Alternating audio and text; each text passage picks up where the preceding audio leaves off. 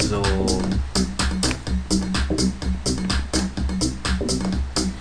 Welcher Slot ist noch frei? Die 5.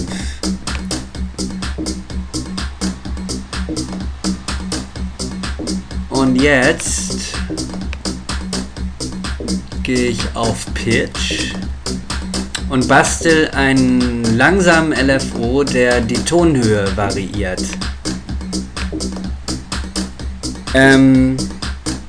Ich will das jetzt so haben, dass der LFO nicht immer neu gestartet wird, wenn das Sample gestartet wird. Deswegen klicke ich auf Global, das heißt, der LFO läuft durch den Song permanent einfach in seinem Tempo durch. Langsamer.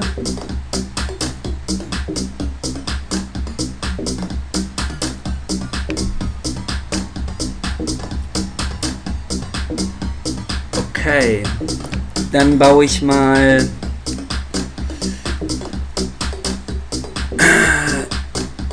einen kleinen Send-Kanal,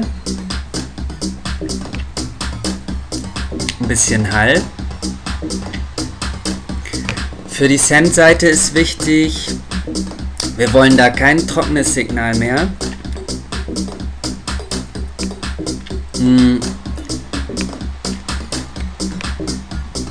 Sonst haben wir das doppelt.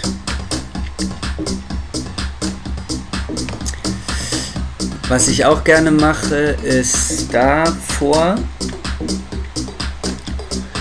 einen Stereo-Enhancer zu tun, damit das Stereofeld breiter erscheint. Das ist so eine psychoakustische Nummer, die einfach so funktioniert, dass selbst ein Monosignal genommen wird und einfach links und rechts mit einer minimalen Verzögerung gespielt wird und dadurch entsteht schon ein räumlicher Eindruck, also von Breite. So, ich mische das jetzt mal dazu auf unseren Plonky hier.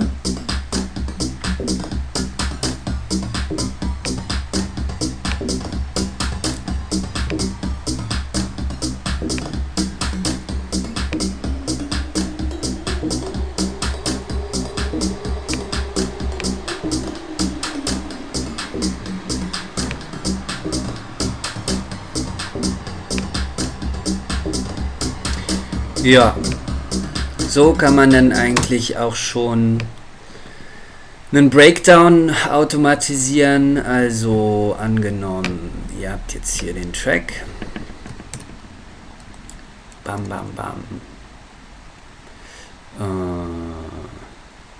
Bam.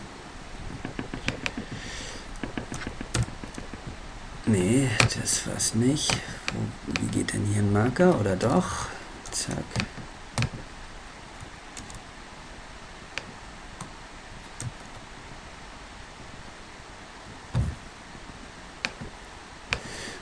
So, Loop, da nehme ich jetzt mal die Bassdrum raus.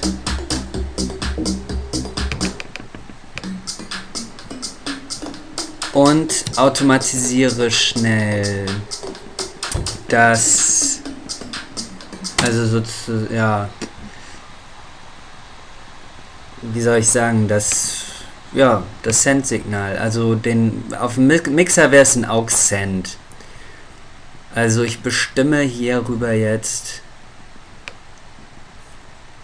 wie viel Signal von Insert 5, also unserem Kanal Nummer 5, wo dieser Pling-Plong-Sound drauf ist, zum Send-Kanal geschickt wird, wo ich eben diesen Effekt gebaut habe. Und wie gesagt, wichtig, das trockene Signal wollen wir nicht nochmal auf dem Send haben, weil sonst wird es gedoppelt, es sei denn, wir wollen es. Ich habe es rausgeregelt. So, mal gucken, wie unser kleiner Breakdown sich nun anhört.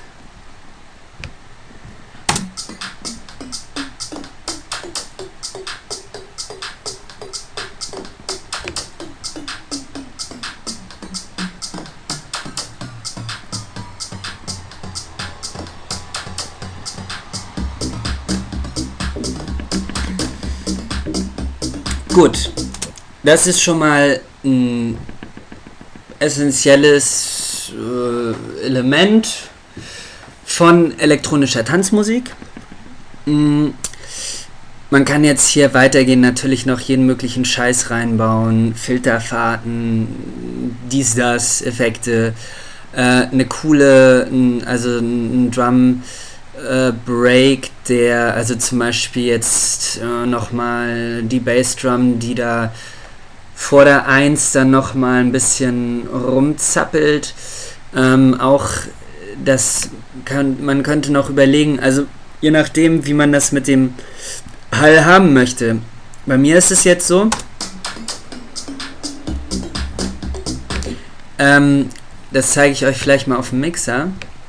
Das Hallsignal wird zwar nur genau bis zum Ende des Breaks gefüttert, aber das Hallsignal, der Sendkanal ist trotzdem noch an. Das heißt, auf der 1 hört man noch die Ausläufer des Breaks. So. Nochmal, Lucky Lucky, achtet hier auf den Sendkanal.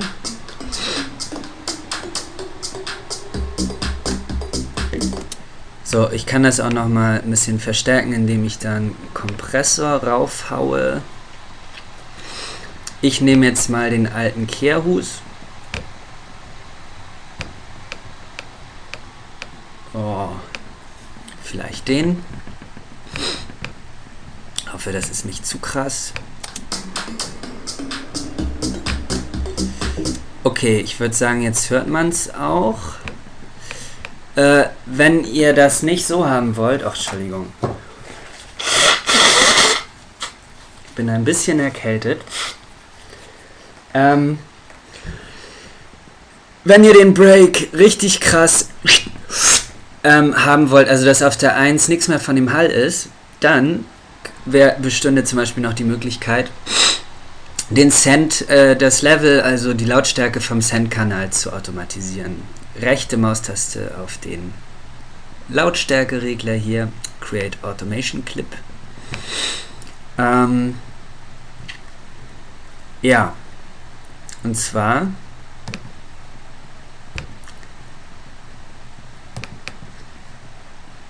%. Hier habt ihr eure scharfe Kante.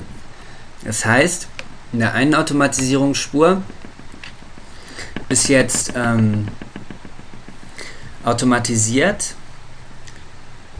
wie der Pling-Plong-Sound, also wie doll der in den Send-Kanal geroutet wird, von 0 bis zu 80% wahrscheinlich auch, 82%.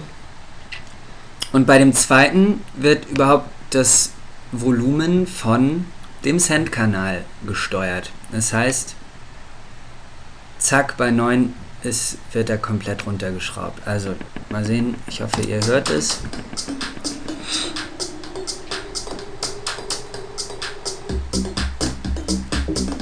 So, das ist der krasse Break mit Automation.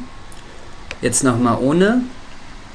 Und ich hoffe, ihr hört, dass der Hall eben auf der 1, also sobald die Bassdrum einsetzt, dann weiterläuft.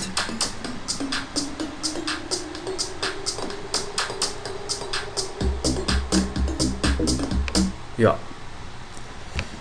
Ich würde sagen, das ist es zum ersten von mir.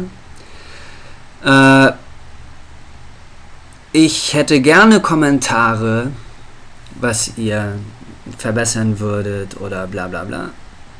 Finde ich cool, Feedback. Ist immer geil. Ja, schreibt mir, ob es euch was gebracht habt, whatever. Ich bin raus.